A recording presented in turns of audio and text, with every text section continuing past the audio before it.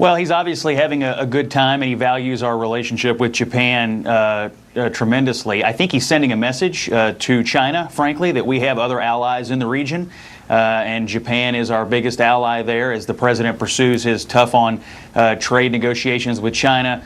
He wants to show the world that there is an Asian country that we're very, very close with. I think that's an important signal to send. This wasn't really a trip, I think, designed to roll out any policy or any announcements between the two countries, but really more to continue to foster an already good relationship and I think send a signal to the rest of the world about the strength of this bond that these two countries have. So it's quite a thing to see the president and the emperor and all of those dignitaries there. And I think it should make Americans and Japanese feel good to see these two countries so closely aligned with each other.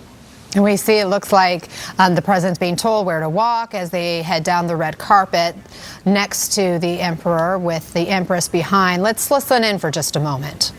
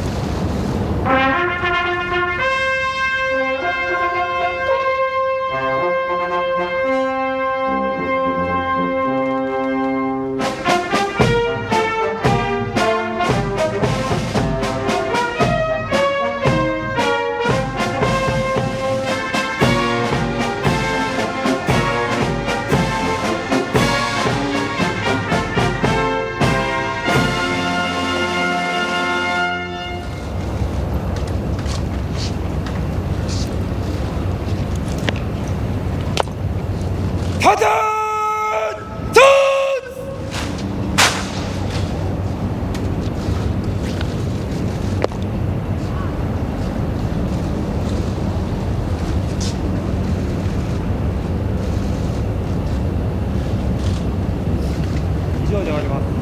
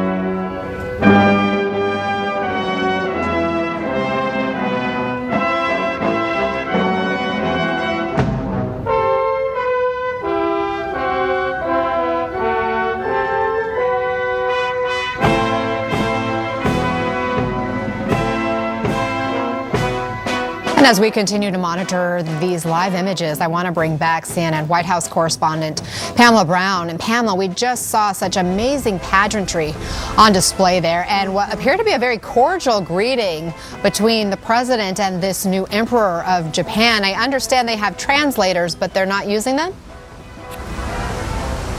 Yes, that's absolutely right. If you notice, the translators were to the side, and President Trump and Emperor Naruhito were walking together talking. That is because the emperor, he has a degree from Oxford. He does speak English, as does his wife, Empress Misako. In fact, she went to Harvard. She spent her teenage years in Massachusetts. And so that is why they're not utilizing the translators. And so we just saw this pageantry play out. Of course, this is a president who prizes pageantry and pomp and circumstance. We saw him walk down the red carpet there, review the military. Really, he was put up on a pedestal. It made him look as though he was has this presence rather. And what was interesting to note, Anna, is that the emperor appeared to be on the side, and that could be because as the monarch, he does not have control over the military here in Japan. His role is more of a symbolic role, a symbolic reflection of the people. He doesn't have political authority, and so perhaps he didn't want to send the wrong message by walking with President Trump. So he stood to the side during that ceremony, and then President Trump and the emperor, as we saw there, rejoined and resumed the discussion. Again, this is the first time that President Trump is meeting the newly crowned emperor. He was crowned on May 1st, and it is a high honor because he is the first foreign leader to meet the emperor here in Japan. Anna. Pamela, what happens next? I understand they're supposed to go inside the imperial palace.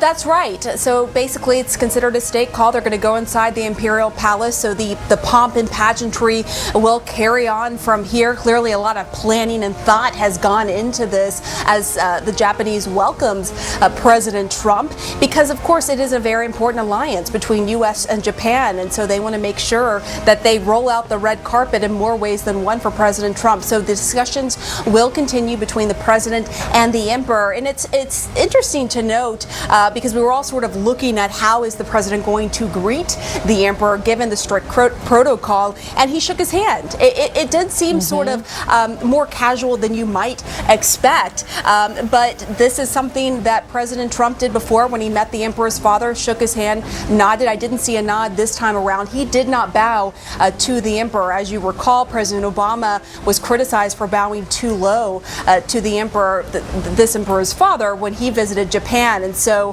President Trump has been briefed on exactly how to greet him, what the protocol is surrounding it. Of course, all of this is steeped in tradition, rich tradition.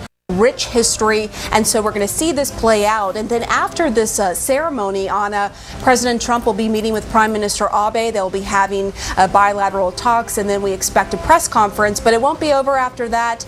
Tonight will be the state banquet with the emperor. So the president still has a very busy day ahead of him here in Japan, Anna. Right, just 9:41 in the morning on Monday there in Tokyo. This is the 126th Emperor of Japan, the president participating in this grand welcome ceremony.